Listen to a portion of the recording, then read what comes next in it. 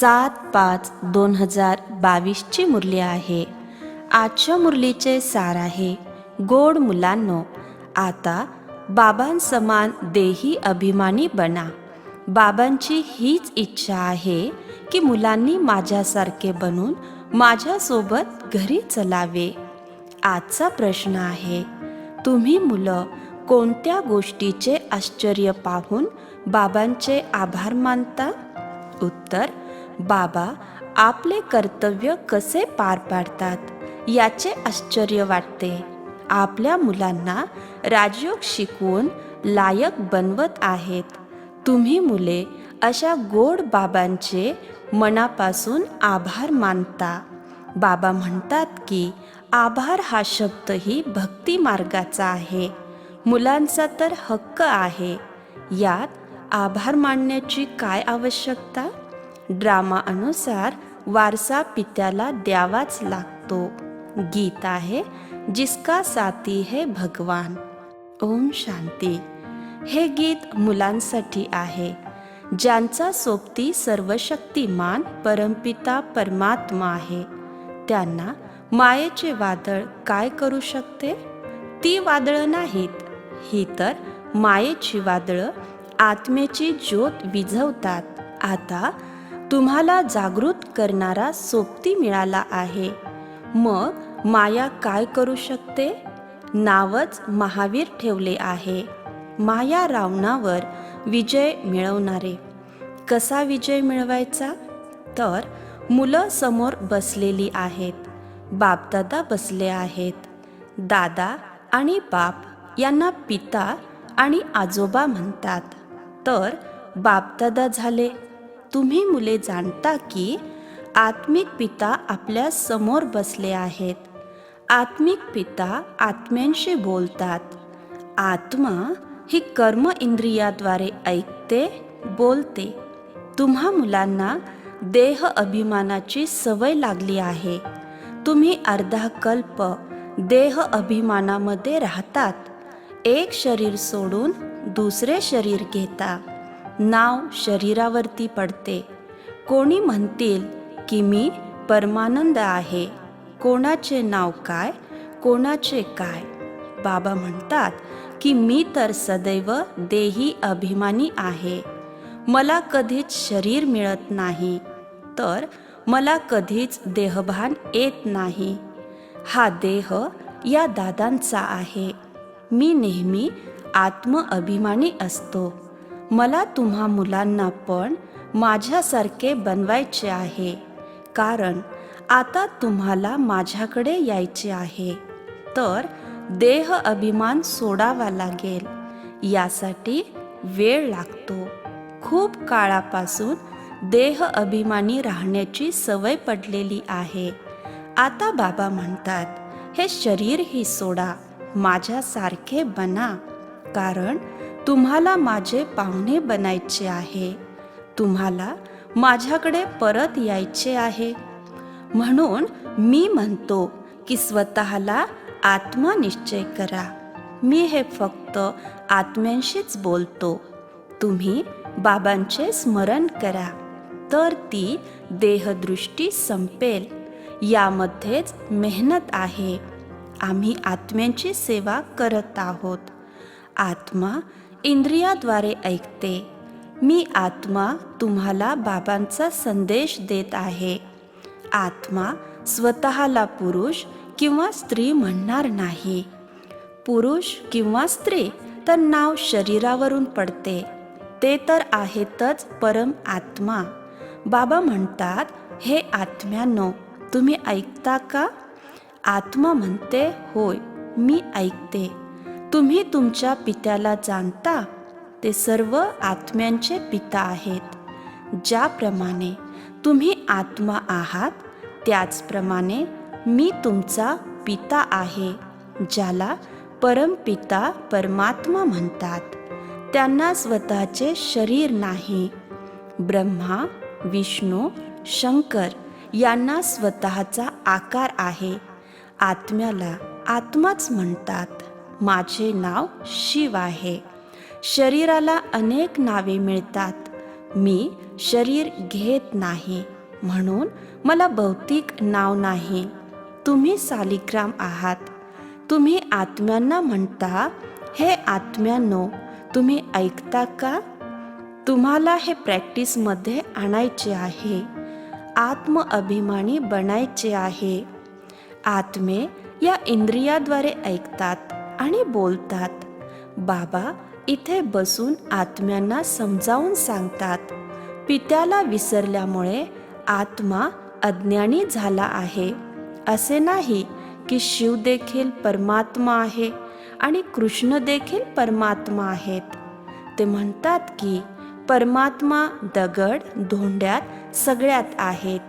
उलटे ज्ञान जगभर पसरलेले आहे. आपण पिता परमात्मेची मुलं आहोत हेही अनेकांना समजते, पण बहुसंख्य परमात्मा सर्वव्यापी आहेत असे म्हणतात. प्रत्येकाला या दलदलीमधून काढायचे आहे.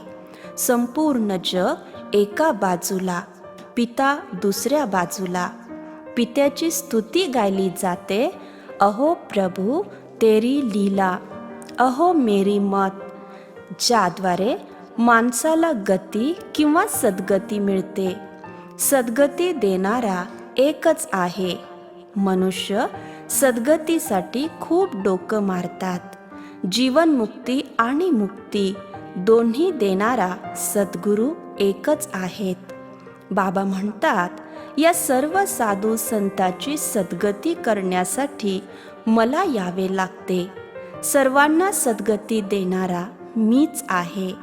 मी आत्म्यांशी बोलतो. मी तुमचा पिता आहे. दुसरे कोणीही म्हणू शकत नाही की तुम्ही सर्व आत्मे माझी मुलं आहात. परमात्मा सर्वव्यापी आहेत असे ते म्हणतात. मग असे कधीच म्हणता येणार नाही. बाबा स्वतः म्हणतात की मी भक्तांना भक्तीचे फळ देण्यासाठी आलो आहे. गायन देखील आहे, भक्तों का रखवाला भगवान एक है. सर्व भक्त आहेत, तर जरूर भगवान नक्कीच वेगळी गोष्ट आहे. भक्त जर भगवान असेल तर त्याला भगवंताचे स्मरण करण्याची गरज नाही. आपापल्या भाषेत कोणी परमात्म्याला काय म्हणतात, कोणी काय, पण खरे नाव शिव आहे. कोणी कोणाची बदनामी किंवा दोष देतात तर त्यांच्यावर खटला भरतात, पण हे नाटक आहे. त्यामध्ये कोणाची गोष्ट चालू शकत नाही. तुम्ही दुःखी झाला आहात हे बाबा जाणतात, तरीही हे होणारच. त्यानंतर गीताशास्त्र इत्यादी तशीच निघतील. मात्र नुसते गीता वगैरे वाचून कोणाला कळत नाही. येथे तर सक्षम पाहिजे. शास्त्र सांगणारे असे म्हणू शकत नाहीत की हे मुलांनो, माझ्यासोबत योग लावल्याने तुमची विकर्म विनाश होतील. ते तर फक्त गीता वाचून ऐकवतात. तुम्ही आता अनुभवी आहात.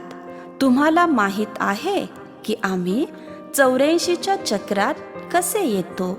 नाटकात प्रत्येक गोष्ट आपापल्या वेळेवर घडते.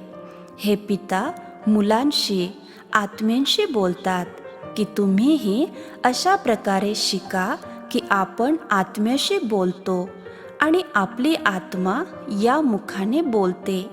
तुमची आत्मा या कानांनी ऐकते. मी पित्याचा संदेश देतो. मी आत्मा आहे. हे स्पष्ट करणे खूप सोपे आहे. तुमची आत्मा एक शरीर सोडून दुसरे शरीर घेते. आत्म्याने 84 जन्म पूर्ण केले आहेत. आता बाबा म्हणतात, परमात्मा सर्वव्यापी होता, तर मग त्याला जीव परमात्मा म्हणा ना. जीव आत्मा का म्हणता? हे आत्म्यांशी बोलतात. माझ्या भावांनो, आत्म्यांनो, समजता का की मी पित्याचा संदेश सांगत आहे 5000 वर्षापूर्वीप्रमाणे. बाबा म्हणतात, माझे स्मरण करा. ही दुःखाची दुनिया आहे. सतयुग ही सुखाची दुनिया आहे. अहो आत्म्यांनो, तुम्ही सुखधाममध्ये होता. तुम्हीच 84चे चक्र लावले आहे. सतो प्रधानतेकडून सतो, रजो आणि तमोकडे निश्चित यावे लागेल. आता परत श्रीकृष्णपुरीकडे जाऊ. तुम्हाला काय बनायचे आहे?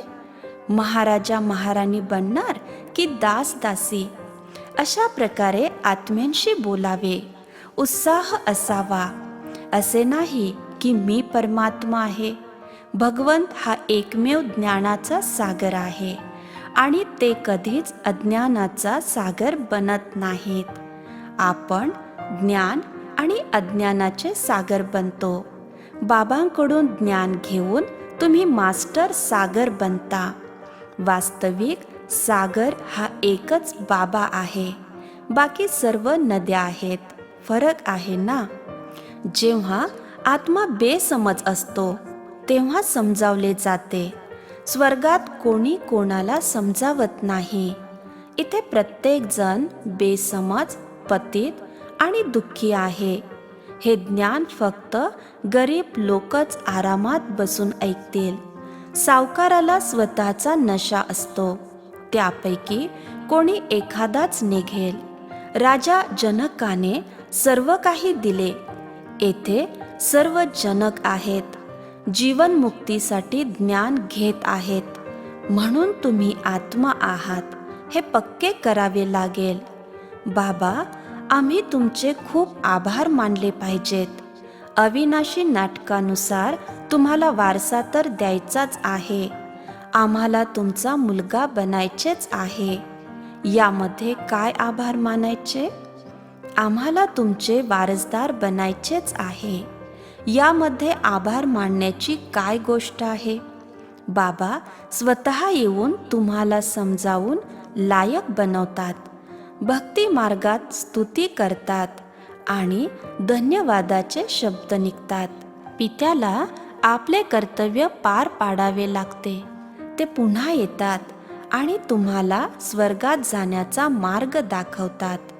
बेहदच्या नाटकानुसार बाबांना येऊन राजयोग शिकवायचा आहे आणि वारसा द्यायचा आहे. मग जे जेवढा पुरुषार्थ करतील त्यानुसार स्वर्गात जातील. असे नाही की बाबा पाठवून देतील. आपोआप जेवढा पुरुषार्थ करतील त्यानुसार स्वर्गात जातील. बाकी आभार मानण्यासारखे काही नाही.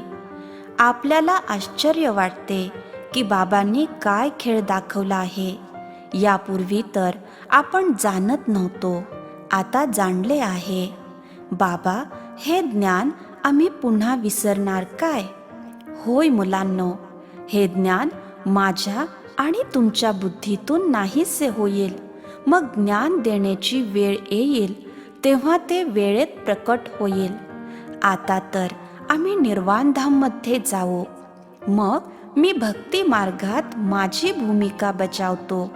ते संस्कार आत्म्यात आपोआप येतात. मी कल्पानंतरही या शरीरात येईन हे बुद्धीमध्ये राहते. पण तरीही तुम्हाला आत्म्याचे भान ठेवावे लागेल. अन्यथा तुम्ही देह अभिमानी बनाल. मुख्य गोष्ट हीच आहे. पिता आणि वारशाची आठवण करा. कल्प कल्प पुरुषार्थानुसार तुम्ही वारसा मिळवता.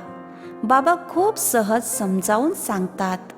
बाकी जे आपले लक्ष आहे त्यावर चालण्यासाठी गुप्त मेहनत आहे. आत्मा प्रथम येते तर ती पुण्यात्मा सतोप्रधान असते आणि परत त्याला पाप आत्मा तमोप्रधान जरूर बनावे लागते. आता पुन्हा तुम्हाला तमोप्रधानातून सतोप्रधान नक्कीच बनायचे आहे. माझी आठवण करा असा संदेश बाबांनी दिला आहे. संपूर्ण रचनेला बाबांकडून वारसा मिळत आहे. ते सर्वांचे सद्गती दाता आहेत. ते सर्वांवर दया करणारे आहेत. म्हणजेच ते दयावान आहेत. सतयुगात कोणतेही दुःख असणार नाही. इतर सर्व आत्मे शांतीधाममध्ये जाऊन राहतात. तुम्हा मुलांनी जाणले आहे की आता विनाशाची वेळ आली आहे. योग बळाने दुःखाचा हिशेब चुकता करावा लागेल. परत ज्ञान आणि योगाच्या बळावर भविष्यातील सुखासाठीही जमा करावे लागेल. जेवढे जमा कराल तेवढे सुख मिळेल आणि दुःखाचा हिशेब चुकता होईल. आपण आता कल्पाच्या संगमात आलो आहोत आणि आपल्या दुःखाचा चौपडा साफ करून दुसऱ्या बाजूला जमा करतात. हा व्यवसाय आहे ना.